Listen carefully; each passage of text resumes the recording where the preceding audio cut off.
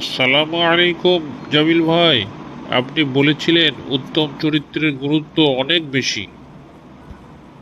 ওয়ালাইকুম আসসালাম রফিক। হ্যাঁ ভাই, বুখারী শরীফে রাসূল সাল্লাল্লাহু আলাইহি ওয়াসাল্লাম বলেছেন, আমি উত্তম চরিত্র পরিপূর্ণ করতে প্রেরিত হয়েছি। তাহলে উত্তম চরিত্রের লক্ষণ কি কি? সত্যবাদিতা, বিনয়, ধৈর্য, আমানতদারি, বিশ্বাসযোগ্যতা ও মানুষের সাথে সদাচরণ। কোরআনুল কারিমের সূরা তৌবায় আল্লাহ পাক বলেন, নিশ্চয়ই আল্লাহ সৎকর্মশীলদের ভালোবাসেন।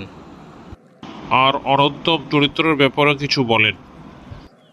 মিথ্যা বলা, গীবত করা, হিংসা, অহংকার ও প্রতারণা এই সব অনুত্তম চরিত্রের নিদর্শন। তাহলে উত্তম চরিত্র গড়ে তোলার উপায় কি?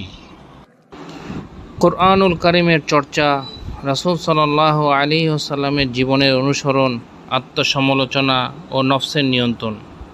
নফসের নিয়ন্ত্রণ করার অর্থ হলো মন যা চায় সেই অনুযায়ী না চলে আল্লাহর হুকুম মতো চলা। এটাকেই নফসের নিয়ন্ত্রণ বলে। নফসকে দমন করলেই চরিত্র ভালো হয়। আর খারাপ চরিত্র থেকে বাঁচার উপায়?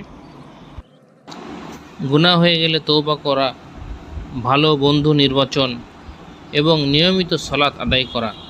কারণ আল্লাহ পাক কোরআনুল কারিমের সূরা আনকাবুতের মধ্যে বলেছেন, নিশ্চয়ই সালাত সকল অশ্লীল ও খারাপ কাজ থেকে বিরত রাখে।